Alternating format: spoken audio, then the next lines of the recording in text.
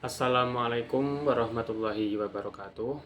Perkenalkan, saya Muhammad Bagas Afriansyah dari Program Studi Sistem Informasi, Fakultas Sains dan Teknologi, Universitas Islam Nahdlatul Ulama Jepara. Dengan NIM 2412500000541. Sebelumnya, saya ucapkan terima kasih kepada Pak Heru Saputro, MKOM, selaku dosen pengampu mata kuliah Infrastruktur Teknologi Industri Modern.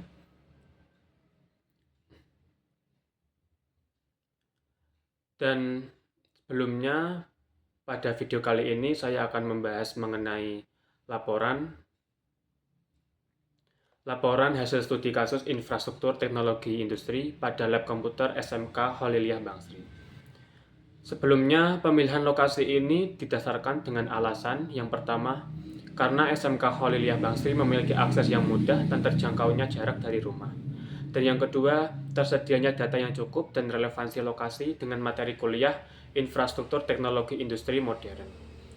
Kemudian, lab tersebut memiliki 10 unit komputer yang saling terhubung dalam sebuah jaringan digunakan untuk keperluan praktikum siswa. Sebelum ke pembahasan mengenai identifikasi komponen infrastruktur teknologi industri, yang pertama saya akan membahas konsep dasar infrastruktur teknologi industri dan perkembangannya.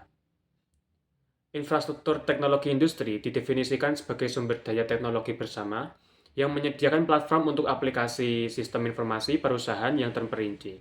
Infrastruktur teknologi industri meliputi investasi dalam peranti keras, peranti lunak, dan layanan seperti konsultasi, pendidikan, dan pelatihan yang tersebar di seluruh perusahaan atau di seluruh unit bisnis dalam perusahaan.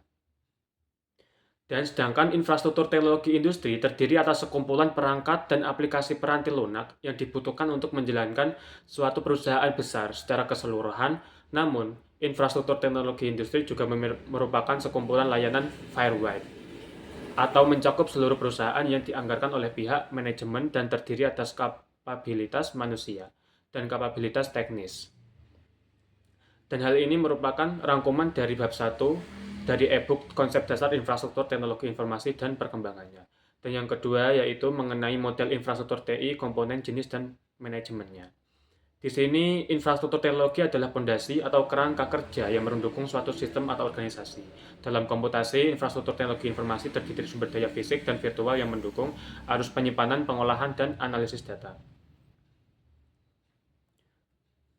Kemudian yang ketiga yaitu komponen perangkat keras atau hardware dalam infrastruktur teknologi informasi.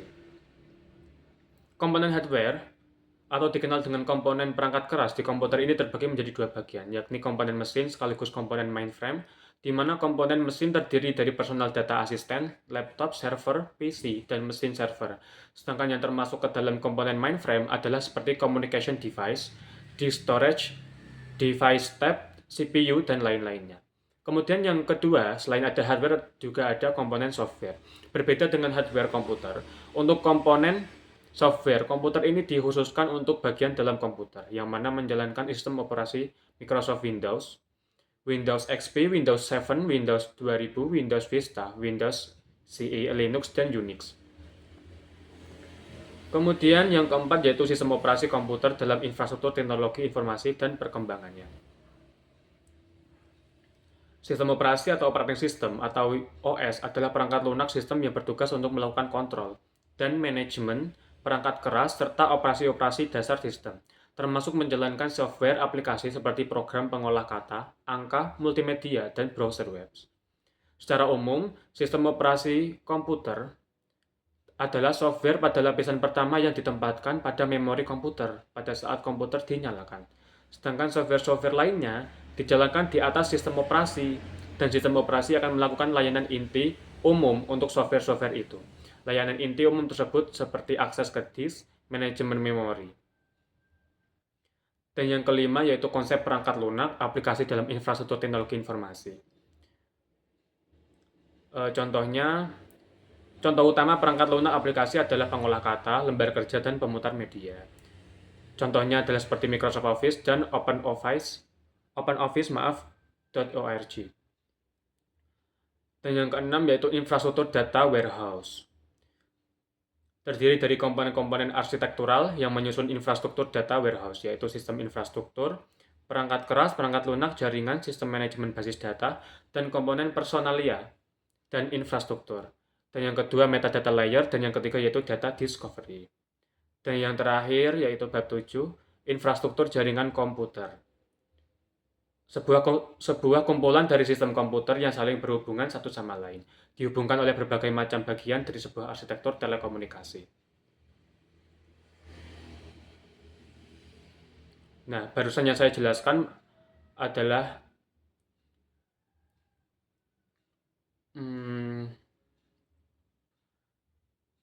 suatu pemetaan infrastruktur teknologi informasi yang terdapat pada referensi dari materi e-book pertemuan 3, bab 1 sampai bab 7 yang sudah disediakan oleh Bapak dosen.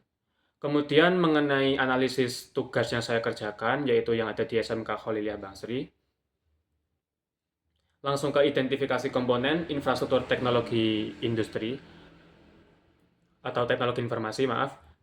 Yang pertama ada perangkat keras, yaitu di SMK tersebut memiliki 10 unit komputer klien, 1 unit server, switch 16 port, kabel UTP kategori 6, dan access point untuk konektivitas nirkabel dan printer bersama. Sebelumnya, dalam perangkat keras yang ada di lab tersebut, memiliki 1 unit server, tetapi karena peralihan data atau tidak dapat kurang penggunaannya server, maka server tersebut dialihkan menjadi komputer klien. Nah, memiliki switch 16 port sebagai pusat penghubung perangkat-perangkat dalam jaringan lokal atau LAN dan memindahkan data antara perangkat tersebut dengan efisien. Dan yang kedua atau yang ketiga, memiliki kabel UTP kategori 6 untuk konektivitas kabel antara perangkat. Lebih jelasnya, kabel UTP atau Unshielded Twist Pair berfungsi sebagai penghubung data antara perangkat jaringan seperti komputer, switch, router, dan printer. Kabel ini sering digunakan dalam jaringan LAN atau Local Area Network untuk menghubungkan perangkat komputer satu dengan yang lain. Selain itu, kabel UTP juga dapat digunakan untuk menghubungkan perangkat jaringan ke perangkat lain, seperti modem dan server. Kemudian terdapat access point untuk koneksi nirkabel atau Wi-Fi, atau lebih tepatnya access point adalah perangkat yang menghubungkan perangkat nirkabel, seperti laptop, smartphone, dan tablet, dengan jaringan kabel, seperti internet. Fungsinya adalah untuk membuat jaringan nirkabel lokal, atau Wireless Local Area Network atau WLAN, dan menyebarkan sinyal Wi-Fi ke area tertentu. Dan yang selanjutnya yaitu ada printer bersama, digunakan oleh semua komputer klien. Selanjutnya membahas mengenai perangkat lunak. Perangkat lunak yang digunakan untuk mendukung operasional adalah yang pertama ada Microsoft Office atau aplikasi perkantoran. Aplikasi Microsoft Office adalah paket perangkat lunak produktivitas yang dikembangkan oleh Microsoft. Terdiri dari berbagai aplikasi yang digunakan untuk berbagai keperluan seperti pembuatan dokumen, pengolahan spreadsheet, pembuatan presentasi, dan lain-lain.